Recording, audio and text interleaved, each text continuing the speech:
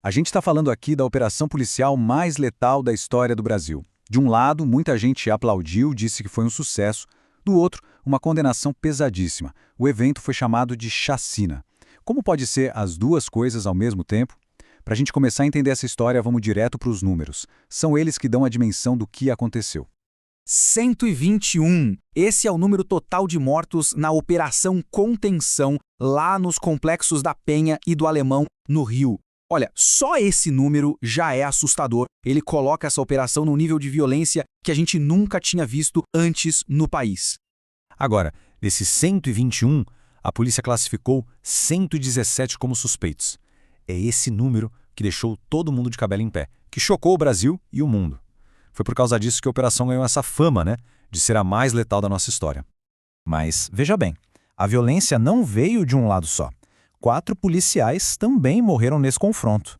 É um lembrete muito triste do custo humano gigantesco que essa guerra urbana tem para todo mundo que está envolvido. Ok, mas como é que a gente chegou nesses números todos? Vamos dar um passo para trás para entender. Afinal, qual era o objetivo oficial dessa mega operação? O que a polícia queria com tudo isso? A resposta para isso começa com um nome bem conhecido. O Comando Vermelho. Olha, para quem talvez não esteja familiarizado, não estamos falando de uma gangue qualquer. É uma das maiores e mais antigas facções criminosas do Brasil. Eles controlam territórios enormes e têm uma estrutura que parece até militar. Então o objetivo declarado da polícia era esse: desarticular o poder do Comando Vermelho. E para ter uma ideia do tamanho do desafio, basta olhar para a escala da operação. Pensa só, 2.500 agentes de segurança. É gente pra caramba, uma força-tarefa gigantesca. A missão deles? Cumprir mais de 100 de mandados de prisão e quase 200 de busca e apreensão. Tudo isso numa área de 9 milhões de metros quadrados. Isso não foi uma operaçãozinha qualquer, não. Foi uma demonstração de força que a gente raramente vê. Bom, mas por trás de toda essa estratégia, de todos esses números, tem o lado mais pesado, o custo humano, as vidas que se foram. É para esse lado da história que a gente vai olhar agora. 4 policiais não voltaram para casa naquele dia. O Marcos Vinícius, o Rodrigo, o Cleiton e o Weber. Todos eles tinham família, tinham uma carreira, uma história de vida, que acabou sendo interrompida de forma trágica no meio desse confronto. Agora, olhando para o outro lado, os dados da Polícia Civil sobre os 117 suspeitos mortos trazem uma informação que, olha, é bem surpreendente. Mais da metade deles não era do Rio de Janeiro. Isso mesmo. Isso mostra uma coisa muito séria. O Comando Vermelho virou uma organização de nível nacional. Eles recrutam gente de longe, de estados como Pará, Bahia, e acabam transformando as favelas do Rio num campo de batalha que vai muito além das fronteiras do estado. Claro que uma operação com um resultado tão sangrento assim não ia passar batido, né? A reação da sociedade foi tão forte quanto a própria operação. E o que isso revelou? Um Brasil completamente dividido sobre o assunto. E é aqui que os dados de opinião pública trazem uma baita surpresa. Uma pesquisa da Atlas Intel mostrou que a maioria da população apoiou a operação. Mas o dado mais impressionante é este: 80% de aprovação entre os próprios moradores de favelas. É isso mesmo. As pessoas que vivem ali, no meio do conflito, foram as que mais deram apoio para a ação da polícia. É algo que faz a gente pensar. E olha, não foi um dado isolado, não.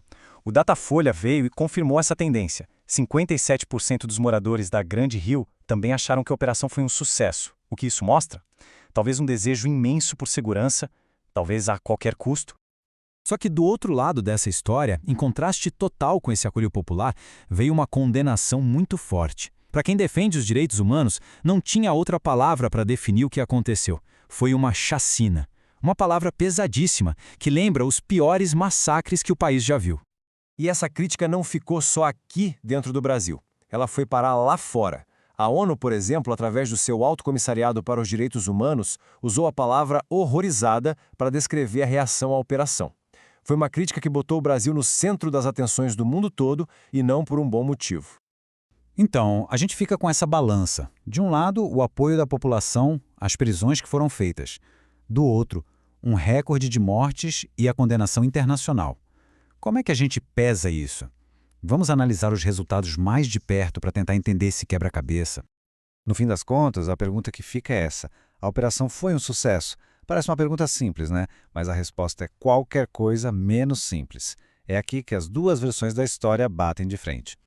Se a gente olhar pelo lado do sucesso, bom, a polícia prendeu 113 pessoas e todas as prisões foram confirmadas pela justiça. E, claro, teve o apoio massivo da população. Mas, e o lado do fracasso? Aí fica aquela pergunta que não quer calar. E os chefões do tráfico? Líderes importantes como o DOCA escaparam.